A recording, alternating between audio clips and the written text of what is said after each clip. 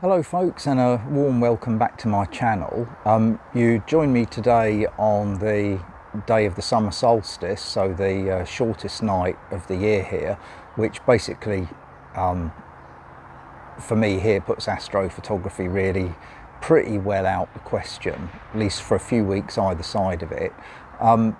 Luckily for me, when I was out, I think 3 weeks ago, those of you who saw my previous video might have noticed that I had 2 rigs running at the same time, and at the time of doing that video I only processed one of the pictures and not the second one. So today we're going to have a look at the results that came out of the second rig. So yeah, hopefully you'll join me and see how they work out. My name's John and I make videos on camping, walking and astronomy. If you like what you see in this video, then please check my channel out, as you may find others that interest you there. But in the meantime, let's crack on with this video. So from my location here, although the Milky Way is well and truly up, the core of the Milky Way is actually over there. And the trouble is I can't see any of it, partly because it's obscured by houses and trees, and partly because there's a stonking great big street light in the way that brightens the sky too much. So the second best part of the night sky for me at this time of the year sits behind me and over my roof, and it's the stretch of the Milky Way that runs through Cygnus and Cepheus. And so at this time of year, but when it gets to like 10:30, 11 o'clock, those 2 constellations come up above my roof in a direction that's generally fairly dark. So that's what I kind of concentrate on. And the great thing about this particular part of the sky is it lends itself to all sorts of different levels of kit and focal lengths and stuff like that. So you can do quite a good picture just using a DSLR with a 24 or 50 millimeter lens. And the picture that you see here is one that I took, I think, using a 50 millimeter lens. This is a tracked shot, so I was able to take something like 3 or 4 minute exposure to get this. But you can see the little blobs of red nebulosity there. And it's in this area that's quite a sort of happy hunting ground for me. The picture that I took last time was of the Iris Nebula, and this is located more or less here on the wide field photograph taken with my DSLR.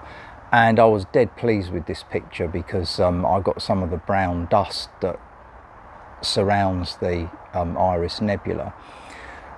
About this time last year, I focused on this area down here, just a little bit below where the Iris Nebula is, and the orangey star that you can see in the picture here is the Garnet star, and the little sort of reddy blob is the Elephant's Trunk Nebula. And this was a picture that I took last year, which I was quite pleased with. And the area that I focused on when I had my 2 rigs running was the area just below the big bright star Deneb in Cygnus. And this contains a bunch of nebulosity. It sits here in the overall sort of wide field picture, and you can see some of the red nebulosity appearing. So what I tried to do was to take a more close-up view of that particular area, and in order to do that I used a Star Adventurer tracking mount, a DSLR and my Askar FMA 135 astrograph telescope, which really behaves almost identically to a sort of high-ish quality 135mm lens. So yeah, let's have a little look and see how it actually all turned out.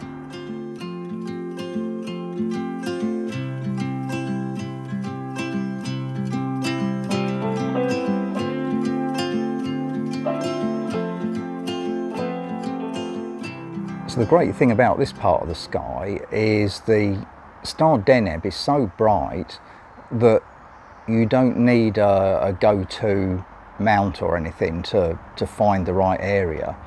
And the two nebula that I was trying to get a half decent picture of, one's called the North American Nebula, and right adjacent to that is the Pelican Nebula. And all I was trying to do was to get a shot that had the star Deneb in it and those two nebula. So it lent itself to using a star adventurer. No point in setting up my go-to mount for that target. Yeah, and in the end, over the evening, I think I got about 45, 90-second exposures. I stuck to 90 seconds because the sky's really bright at the moment, and any longer than that and everything was just getting washed out. So I found 90 seconds was a kind of sweet spot there. And in the end, I had to pack it in because the batteries died in my Star Adventurer, and I didn't have any spare. I think AA batteries is what it takes. They last quite a long time actually, which is a bit of a problem because you don't tend to think about changing them very often. But yeah, overall, I still had a reasonable amount of exposure time for the time of year. It was getting close to me needing to go to bed anyway.